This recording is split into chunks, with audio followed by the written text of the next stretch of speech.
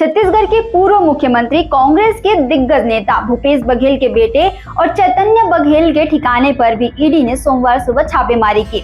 बताया जा रहा है कि यह कार्रवाई शराब घोटाले, कोयला घोटाले और मनी लॉन्ड्रिंग के मामले में की जा रही है।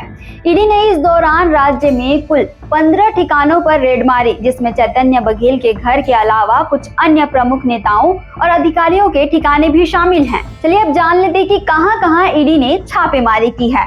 ईडी की टीम ने भिलाई, दुर्ग, रायपुर समेत 15 जगहों पर छापेमारी की, जिसमें चैतन्य बघेल के करीबी लक्ष्मी नारायण बंसल और पप्पू बंसल के ठिकाने भी शामिल है। इसके अलावा नेहरू नगर, भिलाई में मनोज राजपूत, चरोदा में अभिषेक ठाकुर और संदीप सिंह, दुर्ग में किशोर राइस मिल के मालिक कमल अग्रवाल, सहेली ज्वेलर्स दुर्ग में सुनील अग्रवाल और बिल्डर अजय चौहान के ठिकाने पर भी रेड हुई है। क्या है कोयला घोटाला? छत्तीसगढ़ में ईडी ने जांच के बाद 570 करोड़ रुपए के कोल लेवी स्कैम का खुलासा किया था। इस घोटाले में IAS अधिकारी रानू साहू, समीर बिश्नोई, सौम्या चौरसिया, JD माइनिंग के SS नाग और कारोबारी सूर्यकांत तिवारी को गिरफ्तार किया था।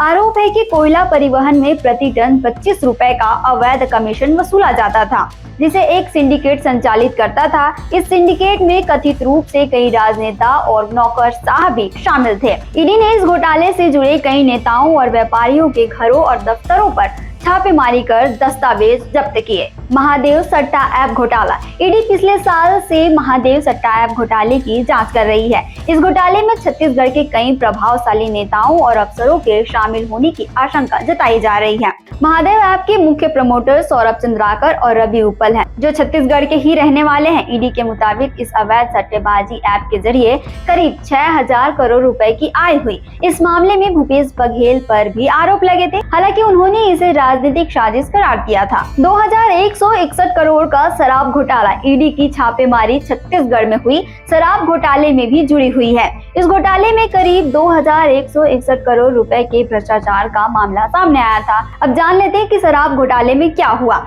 2019 में सरकारी शराब दुकानों में नकली होलोग्राम लगाकर अवैध रूप से शराब बेची गई। इसमें कई बड़े नेता और अधिकारियों की मिलीभगत सामने आई थी। उत्तर प्रदेश के नोएडा की एक कंपनी को टेंडर देकर नकली होलोग्राम तैयार करवाए गए। कंपनी को नियमों को ताक पर रखकर पात्रता न होने के बावजूद भी टेंडर दिया गया। इस घोटाले में पूर्व आबकारी मंत्री कवासी लखमा पर 72 करोड़ रुपए की रिश्वत लेने का आरोप लगा। ईडी की जांच में पता चला कि कवासी लखमा ने इस पैसे से अपने बेटे के लिए आलीशान बंगला बनवाया और कुछ पैसे निजी कार्यों में भी खर्च किए। उधर भूपेश बघेल के कार्यालय ने सोशल मीडिया पर लिखा कि 7 वर्षों से चले आ रहे झूठे केस को जब अदालत ने बर्खास्त कर दिया है, तो आज ईडी के मेहमान ने पूर्व मुख्यमंत्री और कांग्रेस महासचिव भूपेश बघेल के भिलाई निवास पर आज सुबह प्रवेश किया। अगर इस षड्यंत्र से कोई पंजाब में कांग्रेस को रोकने का प्रयास कर रहा है, तो यह गलतफहमी है। लगे हाथ कांग्रेस नेताओं के रिएक्शंस भी जान लेते हैं। पवन खेरा, राष्ट्रीय प्रवक्ता कांग्रेस।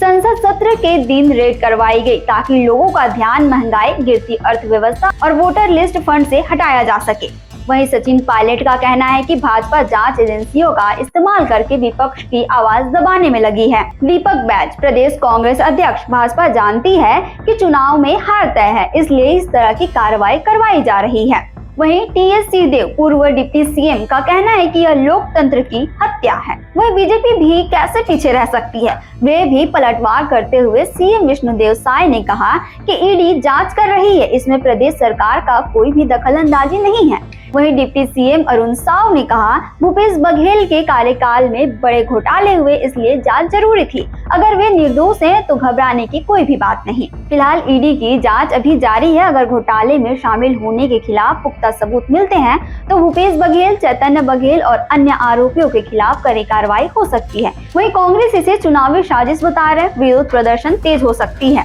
आपको ये जानकारी कैसी लगी कमेंट में जरूर बताइएगा। डेली अपडेट्स के लिए आप देखते रहें WAM छत्तीसगढ़।